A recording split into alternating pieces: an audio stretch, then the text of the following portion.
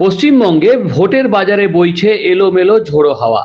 আর সেই হাওয়ায় আজ বিজেপি ছেড়ে তৃণমূলে যোগ দিলেন নেতাজি সুভাষচন্দ্র বসু পরিবারের চন্দ্র বসু। যোগ দিয়ে দুষলেন বিজেপিকে। বাইপাসের ধারে তৃণমূল কংগ্রেস ভবনে তার হাতে তৃণমূলের পতাকা তুলে দিলেন ব্রাত্য বসু। ভারতীয় জনতা পার্টিতে যোগদান করে সেই ভুলটি সংশোধন আজকে আমি করে নিলাম তৃণমূল কংগ্রেসে যোগদান করে। কেন বাংলার ইতিহাস, ঐতিহ্য, সংস্কৃতির সাথে ভারতীয় জনতা পার্টির কোনো মিল নেই। আমি প্রচেষ্টা নিয়েছিলাম, আমার ভালো লেগেছিল নরেন্দ্র মোদীজির নেতৃত্বে 2014 সালে উনি যখন এসেছিলেন, উনি একটি দিশা দেখিয়েছিলেন, এটি প্রগতির পথে ভারতবর্ষকে নিয়ে যাওয়া।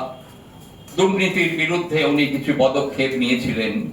কিন্তু 2016 সালে ভারতীয় জনতা পার্টির সাথে যুক্ত হবার পর এটি স্পষ্ট হয়ে যায় যে ওনারা কিন্তু ভারতবর্ষের সংবিধানের বিরোধিতা করে। আমাদের ভারতবর্ষর ঐতিহ্য কি? সর্বধর্ম সমন্বয়। আমার রাজনীতি, আমার দাদামশাই শরৎচন্দ্র বোস এবং ওনার ছোট ভাই নেতাজি সুভাষচন্দ্র বোসের আদর্শের উপর ভিত্তি করে আমার রাজনীতি। আমি এটি কিন্তু স্পষ্ট করে জানিয়েছিলাম ভারতীয় জনতা পার্টির কেন্দ্রীয় নেতৃত্বকে।